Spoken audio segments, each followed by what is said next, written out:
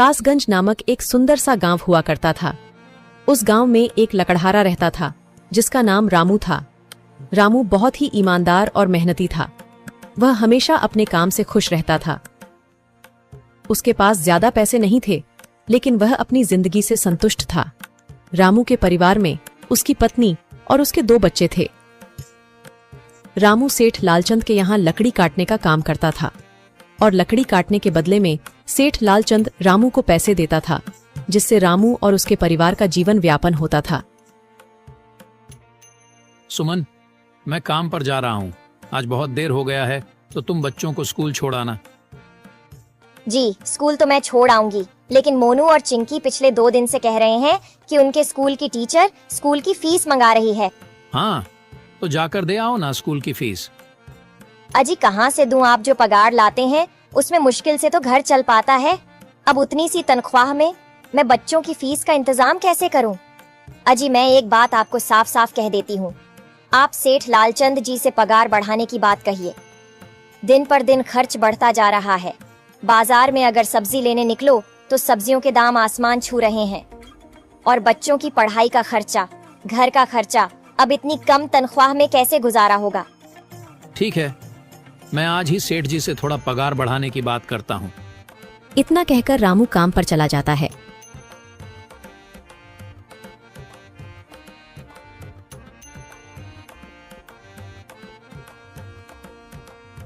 अरे भाई, आज तो पगार का दिन है। देखो, अब यह सेठ लालचंद कोई ना कोई लोचा जरूर करेगा। हमेशा कोई ना कोई बहाना बनाकर पगार कम कर देता है।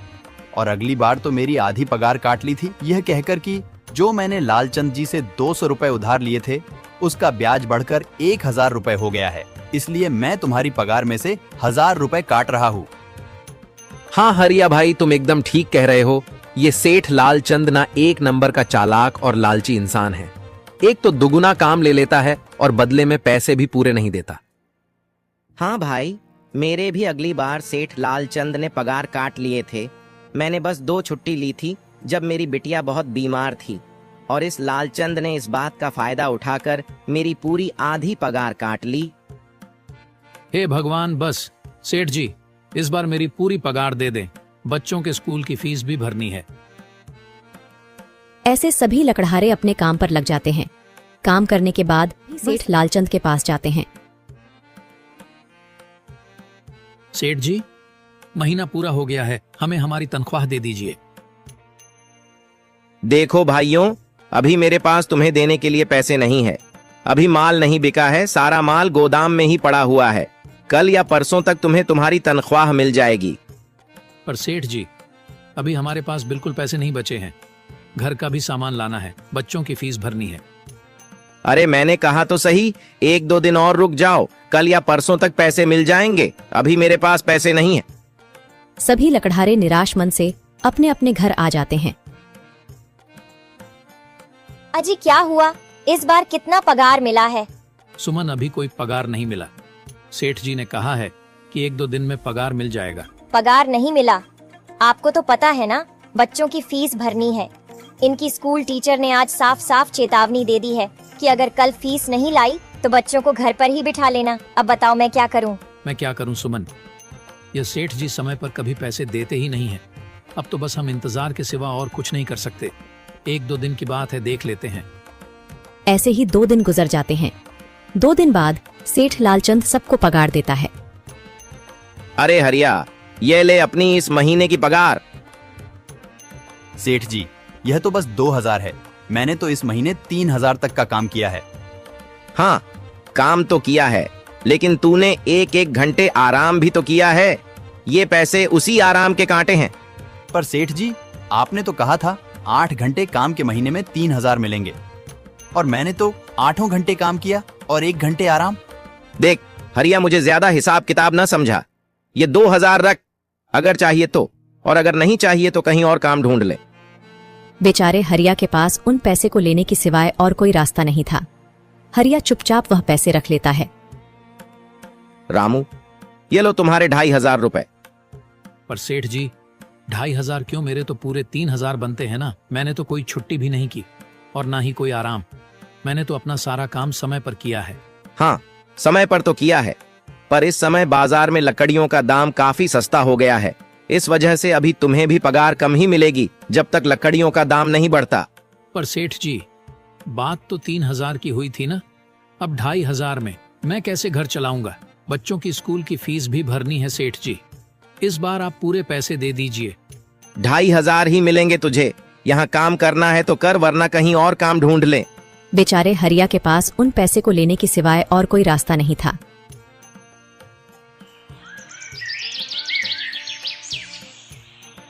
अरे भाई, यह सेठ लालचंद एक नंबर का बेईमान इंसान है। सारे पैसे अपने जेब में भर लेता है और बहाने बनाता है कि लकड़ियों के दाम सस्ते हो गए हैं। देख लेना, हम गरीबों की किसी न किसी दिन इसे जरूर हाय लगेगी। नहीं हरिया, ऐसे नहीं कहते। वह हमारे अन्नदाता है। आखिर उन्हीं के वजह से तो हमारा घर चल रहा है। अरे काहे का अन्नदाता? काम के पूरे पैसे तो देता नहीं है।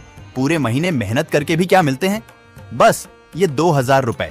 इसमें घर खर्च कैसे चलाएं? ऐसे तो हम कभी तरक्की नहीं कर पाएंगे। और हम कर भी क्या सकते हैं हरिया? हमें लकड़ी काटने की सिवा और कोई काम कहाँ आता है?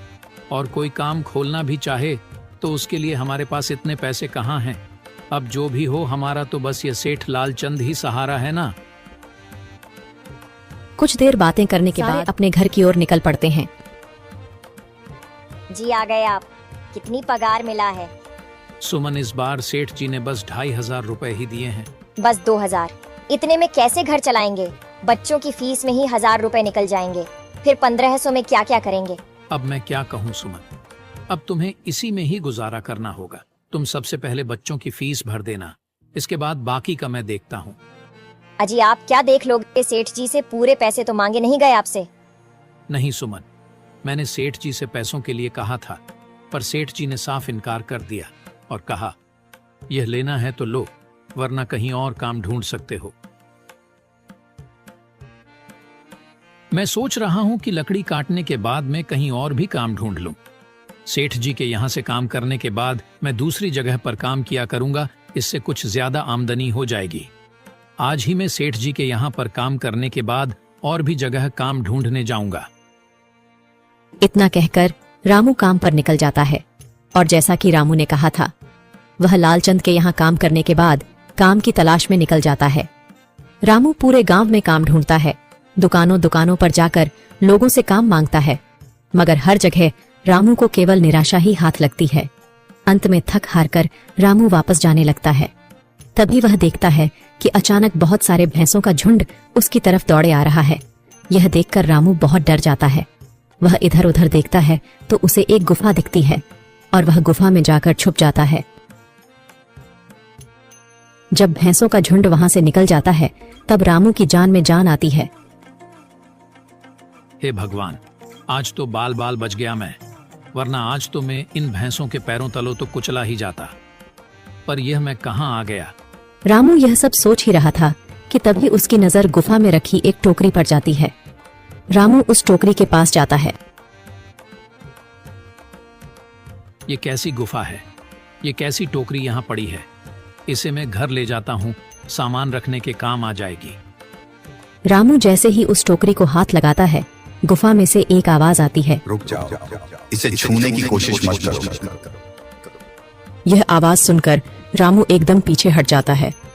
तभी गुफा में एक जिन्न प्रकट हो जाता है और वह रामू से कहता है, कौन हो तुम और मेरी गुफा में क्या कर रहे हो? मुझे माफ करना, आप जो भी हो। कुछ भैंसों का झुंड मेरे पीछे पड़ गया था और उनसे बचने के लिए मैं इस गुफा में आकर छिप गया और फिर मेरी नजर इस टोकरी पर गई। माफ कीजिए, मुझे लगा यहाँ कोई नहीं है तो यह टोकरी किसी की नहीं होगी, इसलिए मैंने इसे छुआ। रामू, तुम्हें डरने की जरूरत नहीं है। मैं तुम्हारे बारे में सब जानता हूं। मेरी नजर एक बार भी जिस पर पड़ जाती है, मैं उसका इतिहास अपनी खुली आंखों से देख सकता हूं। पर आप है कौन और आप इतने विचित्र क्यों दिखाई पड़ रहे हैं? आप अपना परिचय दीजिए। कौन है आप? मैं एक जिन हूं और मैं कई सालों से इस गुफा की रक्षा कर रहा हूं। यह गुफा मेरे पूर्वजों की है। इस गुफा में केवल वही इंसान घुस सकता है जिसका मन बिल्कुल पवित्र हो। अगर तुम अपवित्र होते तो तुम इस गुफा में कभी नहीं घुस पाते। तुम एक सच्चे इंसान हो, इसलिए तुम इस गुफा में घुस पाए और इस टोकरी को छू पाए। अब तुमने इस टोकरी को छुआ है तो यह टोकरी तुम्हारी हुई। नहीं, मुझे ये टोकरी नहीं चाहिए, मैं तो बस देख रहा था। डरो मत रामू, तुम ये टोकरी ले जाओ। ये कोई साधारण टोकरी नहीं है, बल्कि यह जादुई टोकरी है। जादुई टोकरी?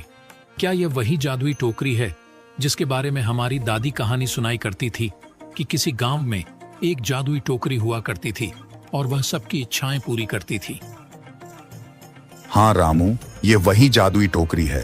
अब तुम इस टोकरी के मालिक हो। तुम इसके इस्तेमाल से अपनी स्थिति सुधार सकते हो, पर याद रखना, तुम जो भी वस्तु इस टोकरी में एक बार डालोगे, वह चीज ही तुम्हें बार बार इस टोकरी में डालनी होगी। इसके अलावा तुम और दूसरी कोई चीज इस टोकरी में नहीं डाल सकते। अगर तुमने ऐसा किया तो इसका परिणाम तुम्हें ही भुगतना होगा। मेरी इस बात को हमेशा ध्यान में रखना और सोच समझकर बिना लालच किए इस टोकरी में वह ही सामान रखना जिसकी तुम्हें जरूरत हो। रामू टोकरी को लेकर घर आ जाता है।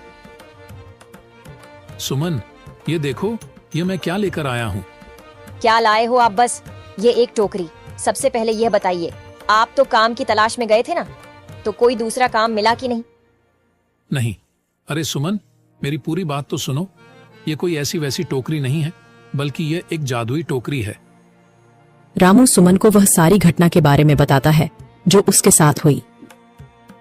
अच्छा, तो आपका कहने का मतलब है कि इस टोकरी में हमें कोई ऐसी चीज डालनी होगी जिसकी हमें सबसे ज्यादा जरूरत हो। हाँ सुमन, हमें सोच समझकर ही इसमें कोई चीज डालनी होगी। रामू थोड़ी देर सोचता है, फिर उसका ध्यान उन लकड़ियों पर जाता है जो एक बार उसने सुमन को रखने को दी थी।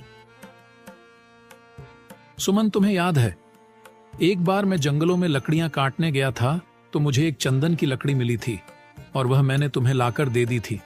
हाँ, दी तो थी। तो तुम उस लकड़ी को ले आओ। हम उस चंदन की लकड़ी को ही इसमें डालेंगे और उस लकड़ी से अपना एक व्यापार शुरू करेंगे। सुमन चंदन की लकड़ी को ले आती है और उसे टोकरी में डाल देती है। वह जैसे ही चंदन की लकड़ी उस टोकरी में डालते हैं, उसमें कई सारी लकड़ियां आ जाती हैं। अरे वह, यह तो चमत्कार ही हो गया। ये देखिए, कितनी सारी चंदन की लकड़ियां हो गई। अगर आप इसको बेचेंगे तो इससे काफी अच्छे पैसे मिलेंगे। हाँ राधा, मैं कल सुबह बाजार जाकर इनको बेच आऊंगा और जो पैसे मिलेंगे उससे हम अपने मोनू और चिंकी के स्कूल की फीस भर देंगे और बाकी बचे पैसों को संभाल कर रख लेंगे। अगले दिन रामू लालचंद सेठ के यहाँ काम पर न जाकर चंदन की लकड़ियों को बेचने के लिए बाजार की ओर निकल पड़ता है।